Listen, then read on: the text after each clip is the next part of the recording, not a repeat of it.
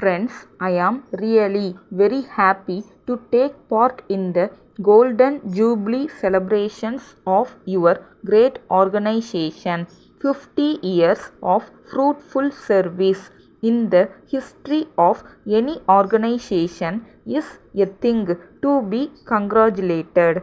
It is a matter of great joy to you, the workers, and the management who have been responsible for taking the organization successfully to the 50th year. I have no doubt whatsoever you will have many more years of useful service to perform.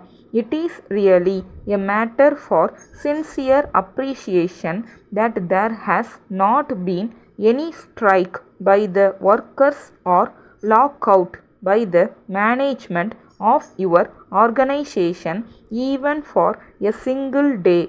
In these days, when great business concerns and industrial units have to face strikes or declare lockouts frequently, it is rather interesting to know of such a healthy and welcome situation.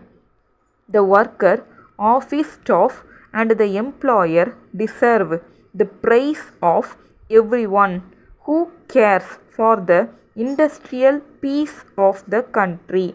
I hope and trust this trend will continue for many more years. In my view, you have contributed to the industrial growth of the country and national welfare in a big way.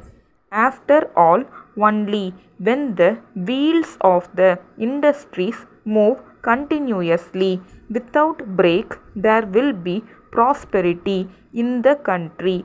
This has been made possible by your showing your determination not to lose any working days either by a strike or a lockout. This is no doubt an act of sincere patriotism.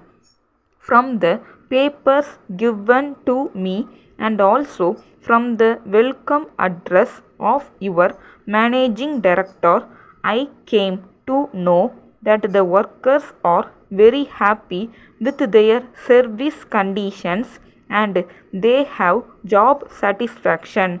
It has been possible for you to achieve such cordiality because of the workers' participation, not only putting their hard labor to produce the right quality of product at the right time, but also the management allowing them to participate in the sharing of the profits and also participating in the actual running of the day-to-day affairs of the unit.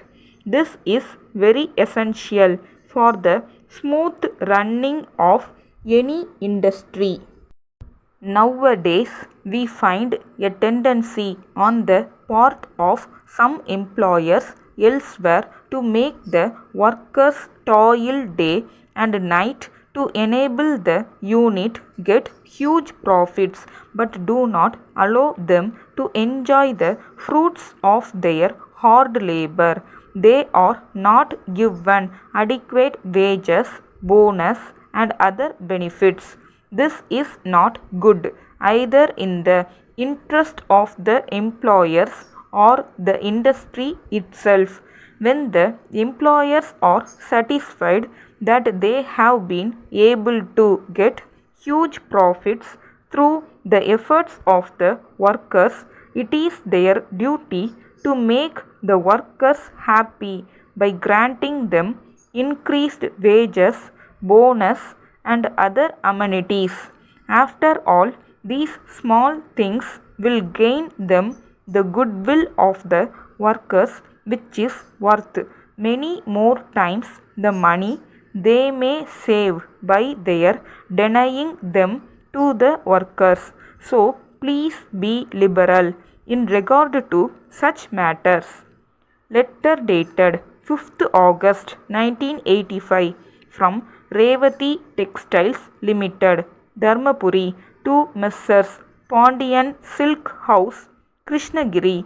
Dear Sirs, we have great pleasure in informing you that we have taken up wholesale agency for a number of ladies and gents wear from a leading textile mills in Bombay. All these items are very attractive, durable, and not very costly.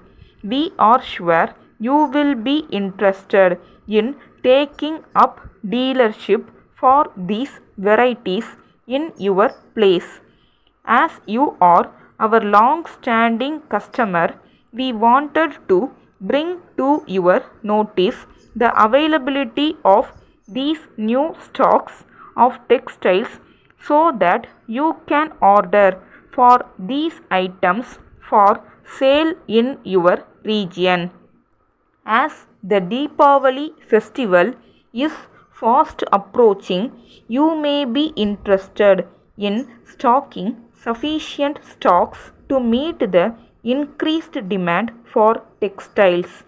Our representative, Mr. Ravi, will be visiting your place next month.